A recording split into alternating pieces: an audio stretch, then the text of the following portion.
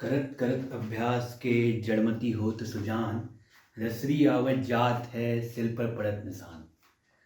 तो इन लाइंस का हमारे लाइफ में ये सेंस है कि हमें हमारे फंडे ऐसे याद करने हैं, ऐसे सीखने हैं कि कोई हमें कोई भी क्वेश्चन पूछे सिलेबस से किसी भी टाइम, तो हम उसको क्वेश्चंस को आंसर देके उसके पूरे क्वेश्चंस को नेस्तनाबूद कर दें। सो हेलो दोस्तों, मैं आपका आदर्श भैया। आज हम पढ़ेंगे इक्वेशंस ऑफ मोशन के बारे में, जो हमारे बहुत ही इंपॉर्टेंट कॉन्सेप्ट्स में से एक है, क्योंकि जितने भी न्यूमेरिकल मैक्सिमम आपके न्यूमेरिकल जो आपके एग्जाम पेपर में आने वाले हैं वो मैक्सिमम इस कॉन्सेप्ट से आने आएंगे। सो आपको इस कॉन्सेप्ट को बहुत अच्छे से इसके फंडे क्लियर करने हैं। तो सबसे पहले हम जानते हैं कि इक्वेशंस ऑफ मोशन क्या होती हैं। तो देखिए कि जब आप कोई भी ऑब्जेक्ट जब स्ट्रेट लाइन में मूव करता है, जब कोई भी ऑब्जेक्ट का मोशन स्ट्रेट लाइन में होता है, तो उसमें इनिशियल वेलोसिटी होती है, फिर फाइनल वेलोसिटी होती है। बीच में जब वो होता है तो एक बॉडी एक्सेलरेट होती है, और इतना डिस्टेंस जब वो ट्रैवल करती है तो उसको ट्रैवल होने में कुछ टाइम लगता है। तो और जो डिस्टेंस जो ट्रैवल किया उसने, जितना डिस्टेंस ट्रैवल किया वो भी एक इसका एक्सपेक्ट होता है। तो इन सब चीज़ों के बीच में जो रिलेशंस को शो करता है वो होती हैं equations of motion. Equations of motion तीन होती हैं। First one is value v is equals to u plus A T, where v is the final velocity, u is the initial velocity of the object, a is the acceleration and t is the time taken. हम first equation of motion को velocity time relation भी बोल देते हैं, क्योंकि ये relation show करती है वेलोसिटी और टाइम के बीच में। अब सेकेंड इक्वेशन ऑफ मोशन है s is equals to U T plus half A T square, where s is the distance travelled, u is the initial velocity, t is the time taken and a is the acceleration of the object. अब ये जो second equation of motion है वो हमको position और time के बीच में रिलेशन शो करती है, इसलिए हम इसको पोजीशन टाइम रिलेशन बोल देते हैं। अब होती है थर्ड इक्वेशन ऑफ मोशन, जो v square minus you square is equal to 2as, where v is the final velocity, we know v is the final velocity, u is the initial velocity and a is the acceleration of the object and s is the distance traveled.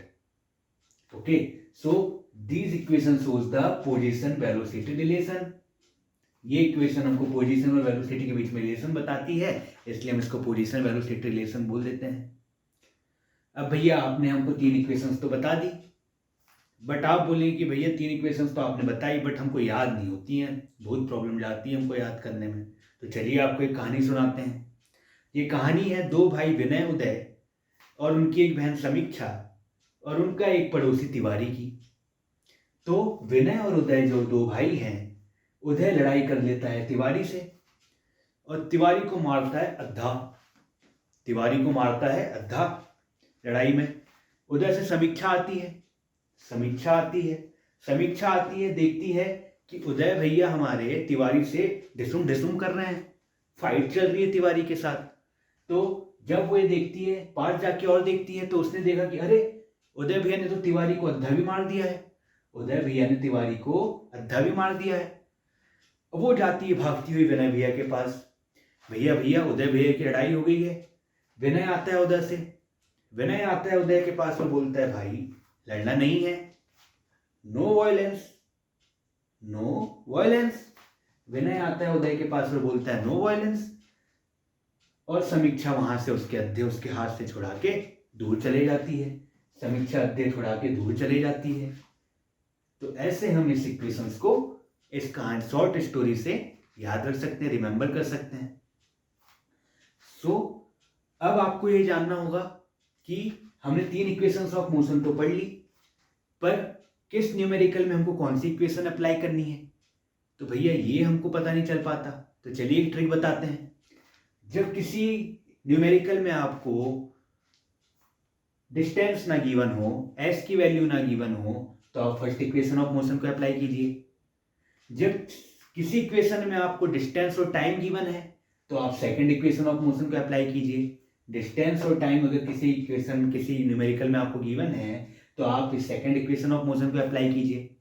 और जब आपको आपके पास time given ना हो, numerical में आपके time given ना हो, तो आप थर्ड इक्वेशन ऑफ मोशन को अप्लाई कीजिए भैया। Okay, so this is the equation of motion. अब हम इनका डेरिवेशन करेंगे, इन इक्वेशन ऑफ मोशन को डिराइव करेंगे कि ये कैसे और कहाँ से आई हैं। So now we are going to derive the three equation of motion. Okay, तो सबसे पहले हमको फर्स्ट इक्वेशन ऑफ मोशन को डिराइव करने के लिए हमको एक्सेलरेशन का फॉर्मूला याद होना चाहिए, जो कि है, हम जानते हैं, final velocity minus initial velocity upon time taken. तो आपको बस इस फॉर्मूले को याद करना है और चीज़ें इधर उधर करनी है। आपको टी जो है वो आपके राइट हैंड साइड में ले जाना है, और जो हो जाएगा a into t is equals to b minus u, फिर ये हो जाएगा v is equals to u plus A t. ये आपकी first equation of motion derive हो गई। अब आते हैं सेकंड इक्वेशन ऑफ मोशन में। सेकंड इक्वेशन ऑफ मोशन में आपने पहले पढ़ा है वेलोसिटी एवरेज क्या होती है। वेलोसिटी एवरेज होता है total displacement upon total time. Object जितना टोटल डिस्प्लेसमेंट किया और टोटल टाइम जो है उसका जो रेशो है वो वेलोसिटी एवरेज है। और हमको पता है वेलोसिटी एवरेज क्या होता है, v final velocity plus initial velocity divided by 2। Average velocity average क्या होता है, final velocity plus initial velocity divided by 2। ये सेकंड इक्वेशन को याद करने की चाबी है, डेरिवेशन को याद करने की चाबी है ये, कि मैं हमको वेलोसिटी एवरेज लेना है और हमको पता है वेलोसिटी एवरेज क्या होता है, final velocity plus initial velocity upon 2। तो जो हम यहाँ जब इसको पुट करेंगे तो total displacement s upon T, और जब हम फर्स्ट इक्वेशन ऑफ मोशन क्या है हमारी, v is equal to u plus A t. अब हमारी इस इक्वेशन को देखिए आप, सेकंड इक्वेशन ऑफ मोशन को, यहाँ पे आपको क्या दिख रहा है, s दिख रहा है, u दिख रहा है, t दिख रहा है, a दिख रहा है, ठीक है। अब यहाँ पे ये जो आप यहाँ इस स्टेप तक आ गए हैं तो आपके पास v u है, s है, t है। v की रिक्वायरमेंट नहीं है, हमको a की रिक्वायरमेंट है। तो v की a कहाँ से आएगा, a आएगा हमारा फर्स्ट इक्वेशन ऑफ मोशन से। हमको पता है कि final velocity is equals to initial velocity plus product of acceleration and time. तो हम यहाँ पे फर्स्ट इक्वेशन ऑफ मोशन से v की वैल्यू यहाँ पुट कर देंगे, तो जो हो जाएगी u plus A t plus a plus u upon two is equals to s upon t. जब हम इसको कैलकुलेट करेंगे तो ये हो जाएगा 2u upon t, 2 plus A t upon two is equals to s upon t. 2 से 2 cancel हो जाएगा, फिर हम ये टी को ट्रांसफर इधर लेफ्ट हैंड साइड में ट्रांसफर कर देंगे, तो ये हो जाएगा हमारा s is equals to U T plus half A T square. S is equals to U T plus half A T square. तो ये हमारी यहाँ से सेकेंड इक्वेशन ऑफ मोशन हमने डिराइव कर दी। अब आते हैं हम हमारी थर्ड इक्वेशन ऑफ मोशन में, दैट इज वहाँ पे भी हमको क्या याद रखना है, वेलोसिटी एवरेज क्या होती है, total displacement upon total time. तो यहाँ पे हमने वेलोसिटी एवरेज ले ली, जो कि है v plus u upon two is equals to total displacement upon total time. अब जब मैंने ये ले लिया तो अब मुझे यहाँ पे जो मेरी इक्वेशन है थर्ड इक्वेशन ऑफ मोशन, इसमें आप देखिए मेरे पास v है, u है, a है और s है। v है फाइनल वेलोसिटी है मेरे पास यहाँ पे, इनिशियल वेलोसिटी है मेरे पास यहाँ पे, डिस्प्लेसमेंट भी है मेरे पास यहाँ पे, t नहीं चाहिए मेरे को थर्ड इक्वेशन ऑफ मोशन में, मुझे क्या चाहिए, एक्सीलरेशन चाहिए। तो from first equation of motion हम वहाँ से t की वैल्यू निकालेंगे। t की वैल्यू कितनी आएगी भैया, t की वैल्यू जब मैं t को यहाँ ट्रांसफर कर दूंगा तो t की वैल्यू हो जाएगी v minus U upon A, v minus U upon A. तो मैंने फर्स्ट इक्वेशन ऑफ मोशन से t की वैल्यू यहाँ पे पुट कर दी, v माइनस यू, और जब a यहाँ डिवाइड डिनोमिनेटर में था तो ये ऊपर जाके न्यूमरेटर में चल जाएगा। तो ये हो गया हमारा v plus u upon two is equals to s displacement into acceleration upon final velocity minus initial velocity. अब जब इसमें मैं यहाँ इसको ट्रांसफर करूंगा तो आपने एल्जेब्रा में एक इक्वेशंस पढ़ी है, a plus b product of a plus b and a minus b is equals to a square minus b square.